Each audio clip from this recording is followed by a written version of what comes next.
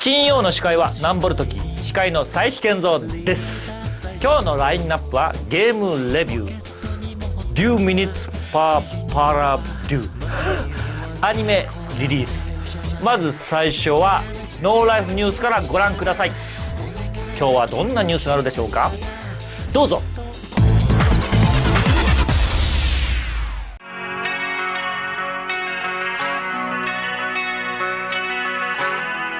Annoncé pour début 2009 par Criterion Games, un nouvel add-on téléchargeable proposera bientôt 4 nouveaux véhicules dans la ville ouverte de Burnout Paradise. Baptisé Legendary Cars Pack, ce dernier alignera la 88 Special, qui n'est autre que la DeLorean de Retour vers le futur, la Manhattan Spirit, soit une version modifiée de la Hunter Manhattan qui n'est pas sans rappeler l'Ecto-One, la voiture des Ghostbusters, la Carson Nighthawk, et bien sûr une version légèrement modifiée de K2000, et enfin la Cavalry Bootlegger, également disponible en orange, n'est autre que la General Lee de Sheriff Fais-moi peur. Burnout Paradise s'impose définitivement comme l'un des jeux les plus fournis en matière de contenu à télécharger gratuitement et un véritable exemple à suivre.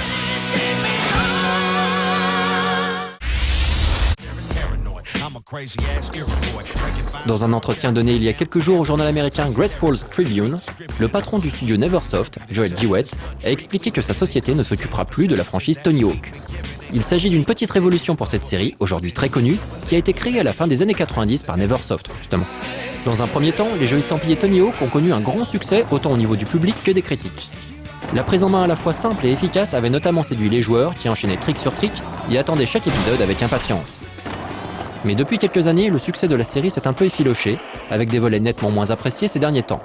Ce constat est en grande partie dû au manque de renouvellement du gameplay, ce qui a d'ailleurs fait dire à Joel Dewett, le fait que Neversoft se mette en retrait pourrait permettre à d'autres développeurs d'amener de nouvelles idées. Toutefois, Neversoft continuera bien entendu de travailler pour le compte d'Activision, en s'occupant notamment de Guitar Hero. Le prochain Tony Hawk, baptisé Adrenaline, sera lui pris en charge par un autre studio, et on nous promet d'ailleurs déjà un gameplay révolutionnaire, puisque le jeu ne se jouera a priori pas à la manette. Reste maintenant à savoir comment.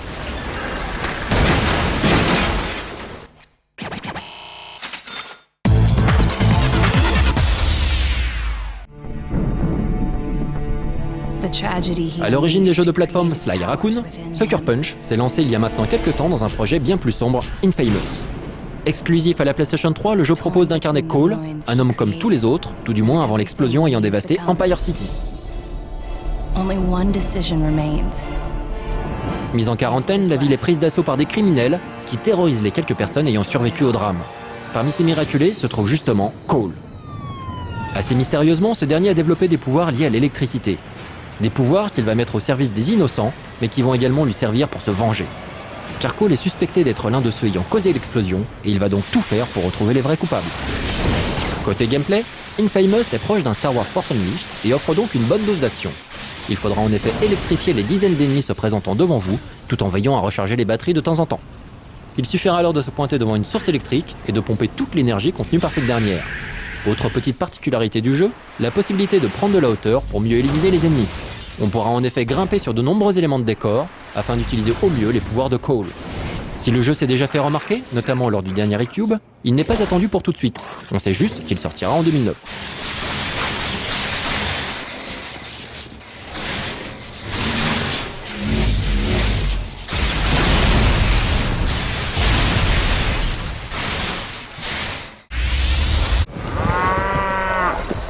I am Hauser, the Bull Knight. Hauser Oregano Stein. Little King's Story sur Wii pourrait bien être l'une des surprises de ce début d'année. Développé conjointement par Town Factory et Sign, auteur de An Overcode et Hotel Dusk sur DS, proposant tous deux des univers plutôt réalistes, Little King's Story change radicalement de style. Le joueur y incarne un gamin nommé Korobo, très réservé et timide. Alors qu'il se promène dans la forêt proche de son village, il tombe sur une mystérieuse couronne. Il ne lui faut pas longtemps pour comprendre que celle-ci lui confère le pouvoir de charmer et de se faire obéir de n'importe qui. Sa cote de popularité explose alors et il retourne à son village, Alpoco, en tant que nouveau roi, tout simplement.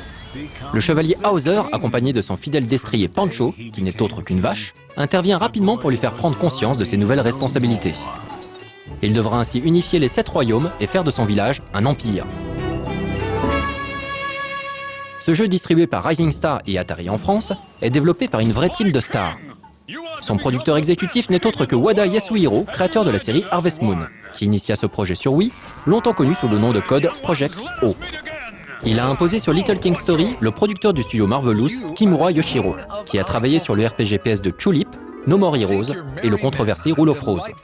La direction artistique et le character design sont signés par Minaba Hideo, DA sur Final Fantasy VI, 9 et 12, entre autres, ainsi que Kurashima Kazuyuki, le character designer désormais freelance de Super Mario RPG, ou encore Tout nouveau tout beau, Tingle voit la vie en rose à Rubyland. Le réalisateur Kawaguchi Yoichi a quant à lui travaillé sur Dragon Quest VIII, tandis que la musique reprenant de nombreux classiques est signée par Shimomura Yoko, la compositrice des Kingdom Hearts. Du beau monde donc. Little King Story est un RPG en 3D bénéficiant de graphismes colorés au style enfantin qui rappelle de loin Yoshi's Island. Le gameplay, mêlant stratégie, RPG et aventure, s'inspire visiblement de celui de Pikmin, le petit roi pouvant contrôler de nombreuses unités afin d'affronter des monstres appelés Uma, de déterrer des trésors, de détruire des obstacles ou de construire des bâtiments. On pense également à Animal Crossing pour le côté simulation de ville, les habitants du village évoluant au fil du jeu. Le joueur pourra ainsi attribuer des métiers à ses sujets afin qu'ils se spécialisent dans une activité et sortent de leur léthargie. Ce RPG prévu en France pour fin mars sur Wii promet énormément, tant par l'originalité de sa réalisation que par la profondeur de son gameplay. A majestically charming RPG. Little King Story.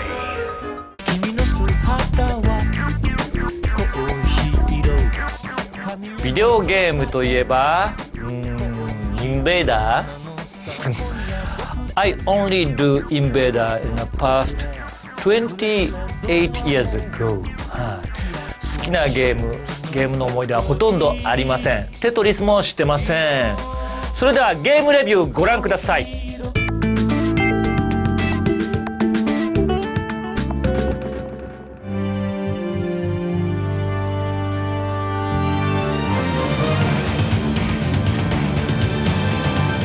Fire Emblem est une série qui a plus de 18 ans et pourtant une grande partie de cette saga n'a jamais vu le jour chez nous. Même s'il s'agit d'un jeu estampillé Nintendo, aucun épisode n'a été sorti en Occident jusqu'à l'arrivée de Marth et de Roy sur un jeu qui n'a pas forcément grand chose à voir avec cette saga. Ce jeu, c'est Super Smash Bros Melee sur Nintendo GameCube. Mais avec la popularité de ce titre, tous les Fire Emblem sont depuis sortis chez nous. Malgré tout, les épisodes initiant la série sont restés aux oubliettes. On ne savait pas d'où venait Marth, ce héros à la chevelure bleue. Le mal est aujourd'hui réparé avec Fire Emblem Shadow Dragon, un remake du premier volet qui avec le temps bénéficie de toutes les améliorations de la série.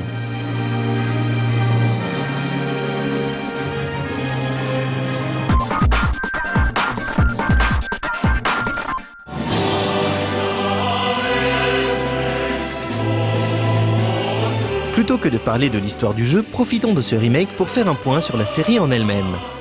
Le premier Fire Emblem sort en 1990 sur Famicom.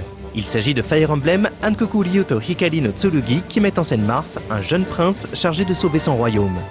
Il s'agit du premier jeu de ce genre sur console de salon. Il posera même les bases du tactical console.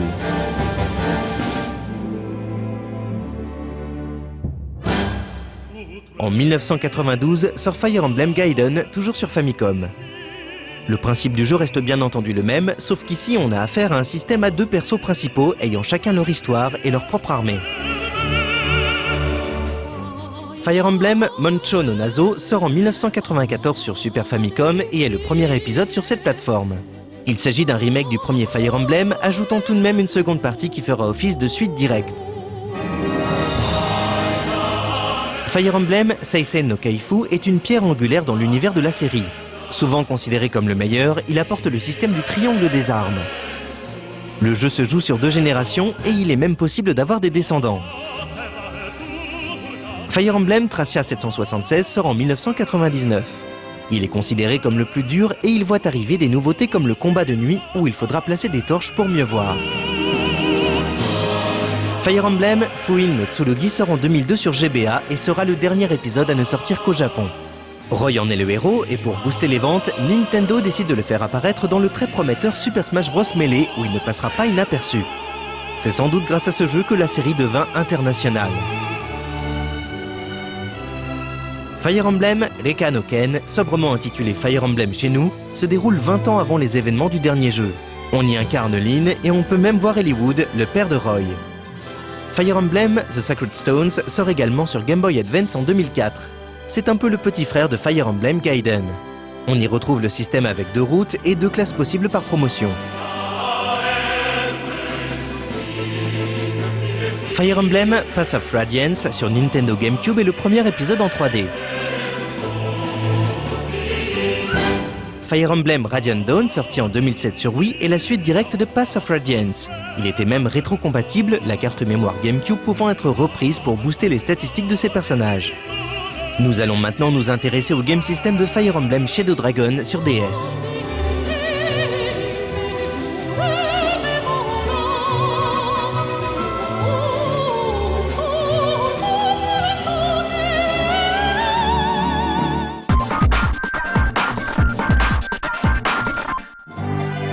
Fire Emblem est un jeu qui se joue de façon assez singulière. Il a ses propres traditions et ses fondamentaux. Il se joue au tour par tour, enfin, disons plutôt au phase par phase. Chacune de ces phases se joue alternativement entre le joueur et l'adversaire. Pendant une phase, il est possible d'effectuer plusieurs actions. Le joueur est alors le leader de son corps d'armée. L'armée est composée de plusieurs unités ayant leurs propres capacités et armes. Les cavaliers peuvent par exemple se déplacer plus aisément que les fantassins, les archers sont capables de tirer à distance ou encore les voleurs peuvent forcer des portes et des coffres. Le tout se déroule sur une carte quadrillée. Sur cette carte, on peut trouver des magasins, des forteresses ou encore des villages. Il sera utile d'envoyer certaines personnes visiter les villages pour récolter des armes ou de précieux indices.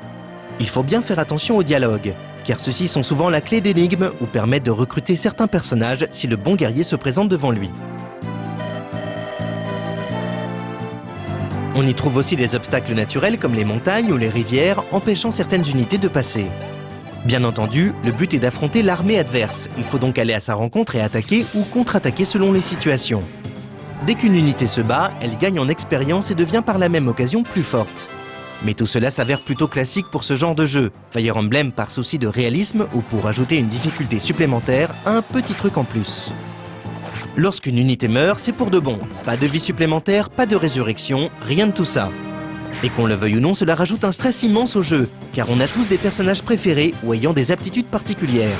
Pire, perdre un élément que l'on avait mis du temps à faire évoluer est très pénible, et peut même s'avérer fatal pour l'issue de la bataille. Fire Emblem possède aussi un système de combat appelé le triangle des armes, qui détermine qu'une arme a tel ascendant sur une autre. L'épée est plus forte que la hache, elle-même plus forte que la lance, qui a l'avantage sur l'épée. Un système basé sur le pierre-papier-ciseaux que tout amateur de RPG reconnaîtra. Et la magie fonctionne aussi sur ce principe. Il existe également des armes pouvant détruire de façon significative tel ou tel type d'unité. D'ailleurs, il est possible de changer les capacités de ces hommes pendant le rapport quotidien. Il ne faut donc pas hésiter à le faire pour anticiper un manque de fantassins, de manieurs de hache, d'épéistes, d'archers, etc. On note aussi quelques joyeusetés online, comme le fait de se battre en multijoueur, ce qui n'apporte pas grand-chose.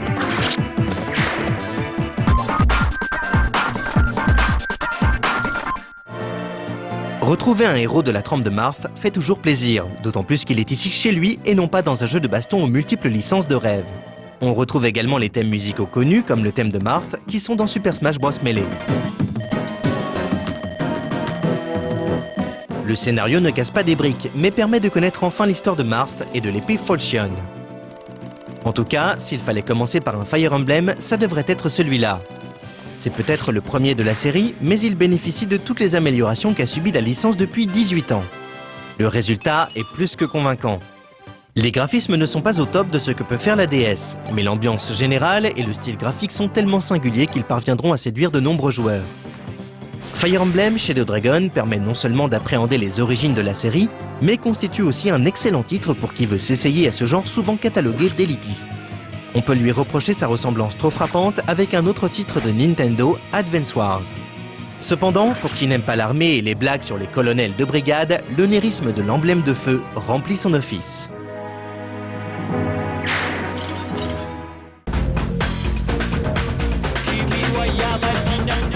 フランス語って難しいですね。特にね、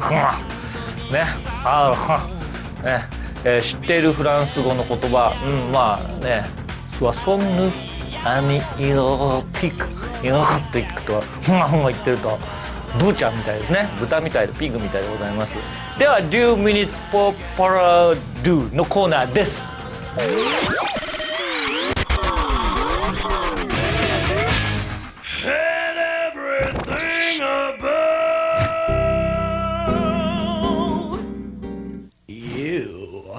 Aujourd'hui, dans 2 minutes pour parler d'eux, on va parler du Bonheur inquiet, la dernière bande dessinée de Lewis Trondheim qui fait partie de sa série Les Petits Riens. Ah oui, c'est son blog qu'il édite en BD chez Shampoing, là, c'est à ligne éditoriale. Ouais. C'est ça. C'est con d'acheter une BD alors que le mec il met les planches en ligne sur son blog tous les jours, quoi.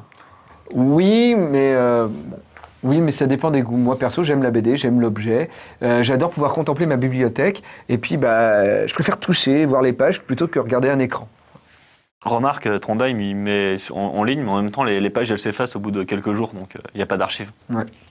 Moi, je trouve ça classe. Ça appuie le côté temps qui passe. Jamais on ne pourra revenir en arrière. Tu t'as entendu là? T'en as d'autres, des phrases comme ça, et qui font un peu branlette d'intello, là, on dirait Jérôme dans Nerds. Tu veux mon job, c'est ça? Non, mais Tu veux que je fasse Régis Robert? Mais j'en ai plein des phrases comme ça. Ah ouais? Bah vas-y, montre. Ok. Montre-nous ton talent. Ok. Avec Lewis Trondheim, le quotidien devient le non-quotidien. Son regard nous donne les armes pour affronter le train-train de la vie courante en le transcendant.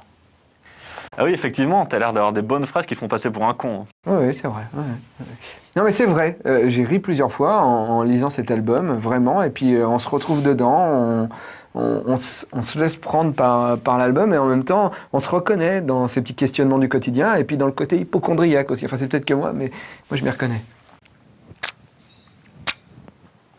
Putain, il tousse là, je crois qu'il m'a filé la crève. Putain, je crois qu'il m'a filé la peste. Putain, vu sa gueule, à mon avis, il m'a filé l'hépatite. J'ai l'impression qu'il m'a filé le choléra.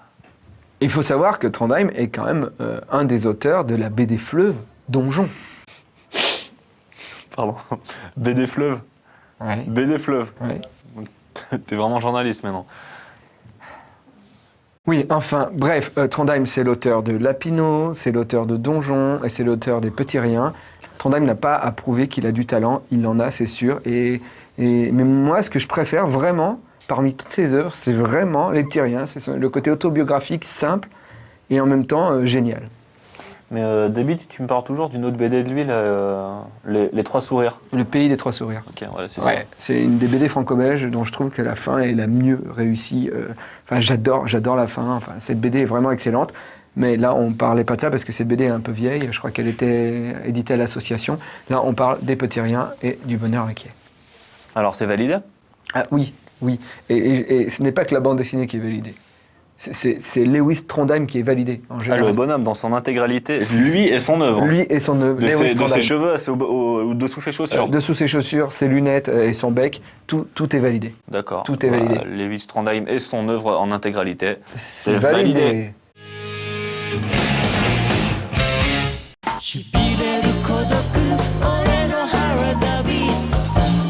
好きなアニメ、子供の頃見ていたアニメについて、私はですね最近 NHK にようこそというアニメのサウンドトラックに関わりました、パール兄弟、私のやってるバンドパールブラザーズ、パール兄弟というんですが、それが、NHK にようこそのサウンドトラック、作りました。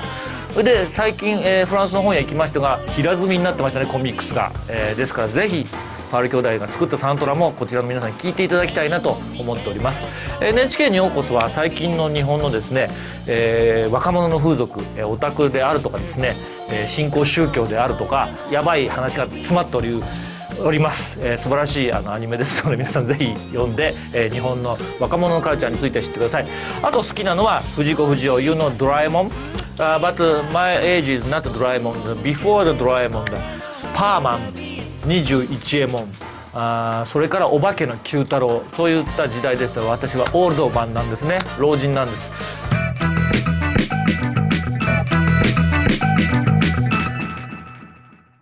涙よりも優しい歌を悲しみよりそのぬくもり。 Les 5 garçons dans le vent sont de retour. Il ne s'agit pas bien sûr des Beatles, mais des héros de la cultissime série Saint Seiya. Par le biais de coffrets DVD classieux, AB Vidéo nous propose en effet de plonger dans le chapitre Hades. Il s'agit du dernier arc de l'épopée tirée du manga de Kurumada Masami.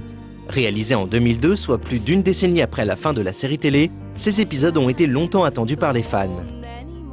L'histoire prend pied juste après la saga Poséidon. Le vil dieu Hadès est de retour et compte bien guerroyer avec Athéna comme il le fit quelques centaines d'années auparavant. Il va ainsi dépêcher ses soldats, appelés spectres, pour gravir les 12 maisons du sanctuaire et assassiner le réceptacle humain d'Athéna, la princesse Saori. Malheureusement pour le camp des gentils, les troupes d'Hadès vont bénéficier d'une aide des plus surprenantes, celle d'anciens chevaliers d'or morts au combat.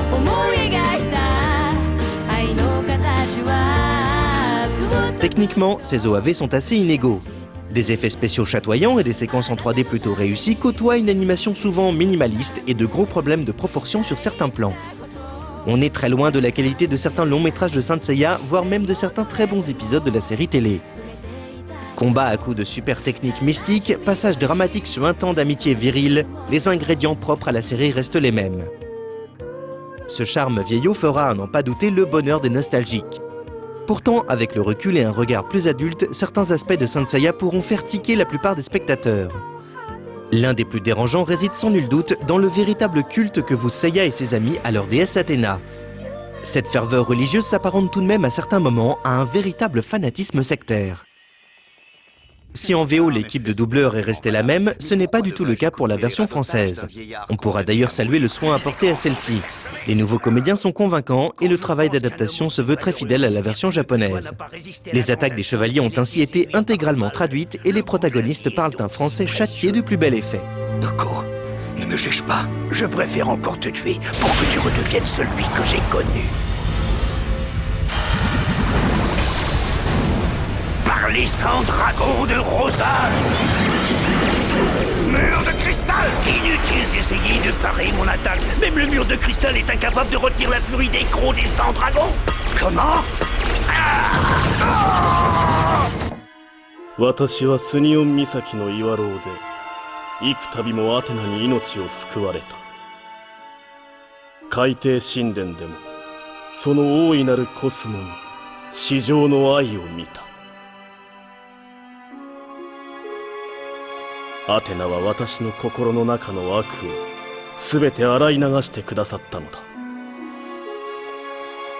これからはアテナのため、正義のため戦い抜くのみ。邪悪の輩はこの掃除宮から先は一歩も通さぬから覚悟しろ。お別れの時間になってしまいました、最後に私のこの格好について説明したいと思います。私の頭はこれは巻き寿司、寿司でございますけれども、私が2003年にリリースフランスでいたしましたアルバムが寿司頭の男アロム・アラテデ・ド・寿司と言います。